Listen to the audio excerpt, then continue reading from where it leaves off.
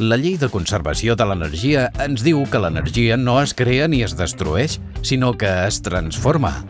La transformació d'una energia en una altra és el que ens permet emprar màquines per fer-nos la vida molt més simple. Existeixen diferents tipus de màquines, però podem fer una primera classificació en màquines simples i màquines complexes. Les màquines simples són aquelles que estan formades per un únic mecanisme, com ara la palanca, la politja o el cargol. Les màquines complexes estan formades per combinacions de mecanismes, com ara un trepant, un automòbil o una bicicleta. La bicicleta està composta per diferents mecanismes. Un d'ells s'anomena cadena rodes dentades. Està format per un conjunt d'engranatges anomenats plats, situats a l'eix de la roda posterior i els pedals i connectats mitjançant una cadena. L'energia del nostre cos aplicada sobre els pedals produeix un gir dels plats que es transmet a la roda, transformant-se en energia cinètica.